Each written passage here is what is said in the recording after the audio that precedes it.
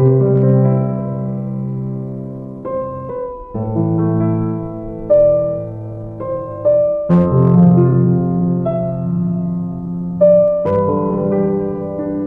मिट्टी का चूल्हा, लालटेन की रोशनी में पढ़ते बच्चे और चारों तरफ फैला यह अंधकार आजादी से पहले के भारत का नहीं है, बल्कि डिजिटल इंडिया की ओर बढ़ रहे भारत के एक छोटे से कस्बे नौतनवा का है।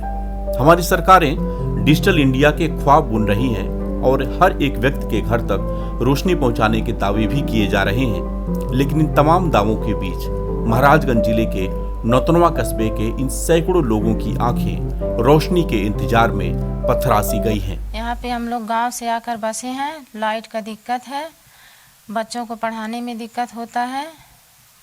कितने साल से रहती हैं? 4-5 साल से। कभी आपने किसी अधिकारी या किसी जो जनप्रतिनिधि हैं उनसे कहा? हाँ। क्या आश्वासन मिला? अब वो लोग सुन के चले गए, कुछ नहीं सुनवाई किए। यहाँ दिन तो सूरज की रोशनी में जैसे तैसे कट जाता है, लेकिन रात होते ही इन्हें इस लालटेन का मोहताज होना पड़ता है। बिजली का नाता इस टोले से सिर्फ इतना ही है कि ये लोग अपने घर से मात्र 500 मीटर दूर जलते बिजली के बल्बों को देखकर दिल को तसल्ली दे देते हैं। इन बल्बों से इनकी उम्मीदें कायम है कि एक न एक दिन इनका भी टोला इस रोशनी से जगमगा उठेगा। 3-4 साल हो गया। ये कौन सा स्थान है, कौन सा जगह है?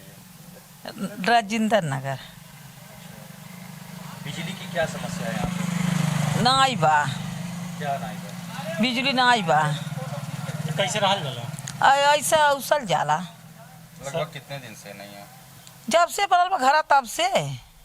लगभग कितना साल हो गया? अरे हो गए 4-5 साल। अगर बात करें यहाँ के बच्चों की, तो सूरज ढलने के बाद ये सभी एक जगह पर इकट्ठा होकर पढ़ाई करते हैं, ताकि एक लालटेन की रोशनी में सभी की पढ़ाई हो जाए।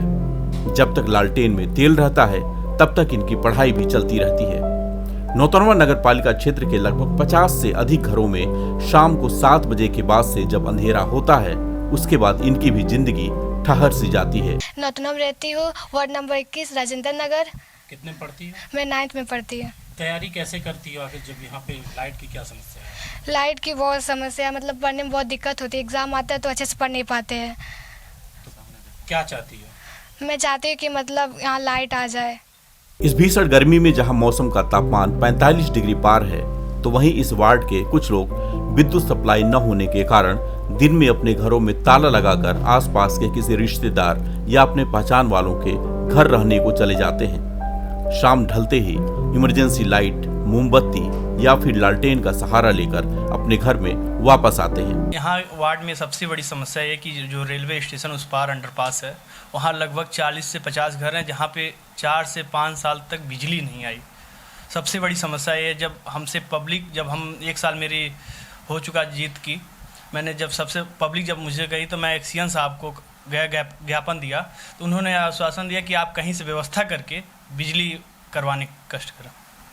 तो इस संबंध में आप मतलब कितने बार उनके पास गए? मतलब 2 से 3 बार तो हम गए ही हैं। 1 साल में तो 2 से 3 बार तो हो ही गया। इस बार हमने मुख्यमंत्री जी को भी दिया है, आप लोग दे सकते हैं, और प्लस वहाँ के लोग साथ मेरे गए थे। बिजली की समस्या के बारे में विद्युत विभाग के एक्सियन AK सिंह ने बताया कि मामला संज्ञान में है, लेकिन वहाँ के लोगों को बता दिया गया है कि विद्युत सप्लाई पहुँचाने में काफी खर्च होगा। वह क्षेत्र अविद्युतीकरण एरिया में है, जहाँ बिजली पहुँचाने के लिए अभी उनके पास कोई भी व्यवस्था या योजना नहीं है। वो रेलवे लाइन के दूसरी तरफ का एरिया है, जो पहले जब तक अभी विद्युतीकरण हो रहा था उस समय तक वो आबादी नहीं बसी रही होगी, जो सौभाग्य में विद्युतीकरण हुआ है।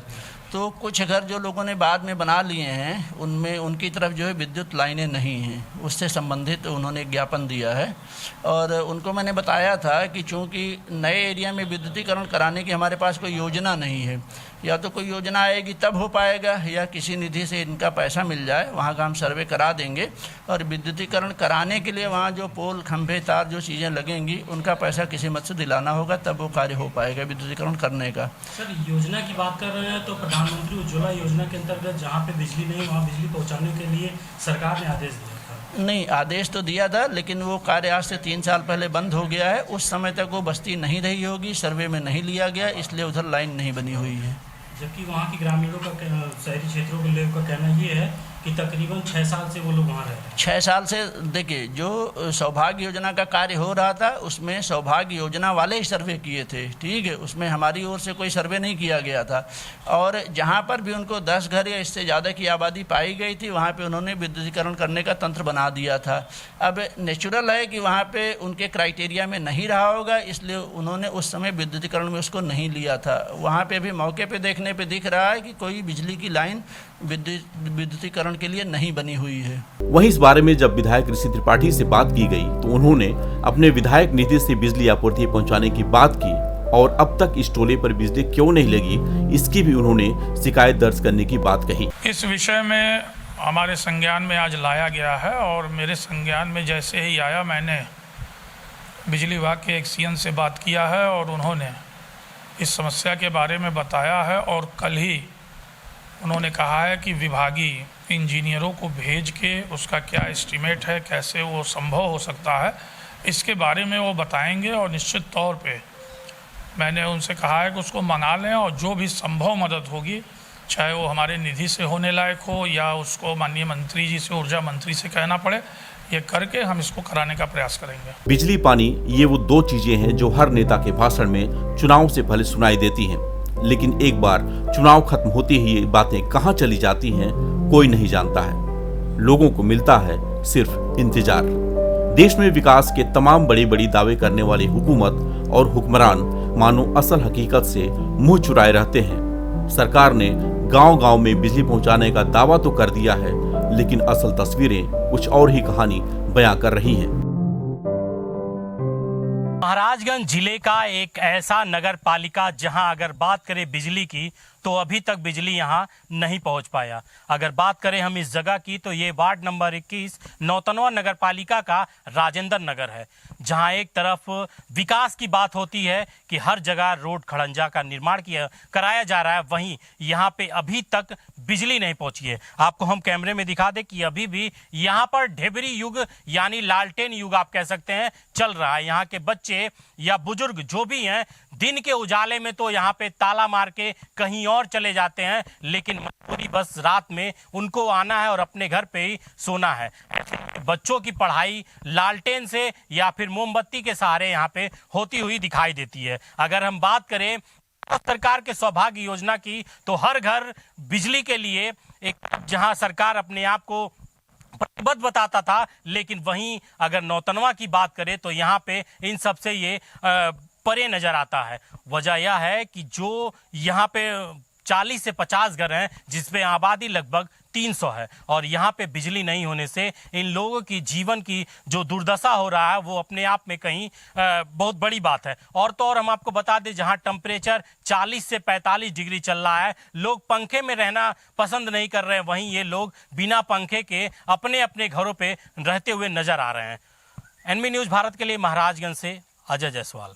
मोमेंटम बेतिया हाता चौक का जेई मेन 2024 में ऐतिहासिक परिणाम। 8 students above 99.5 percentile and 16 students above 99 percentile। Gorakhpur में IIT जेई और नीट के लिए बस एक ही नाम, मोमेंटम कोचिंग बेतिया हाता चौक। कॉल 6389138703।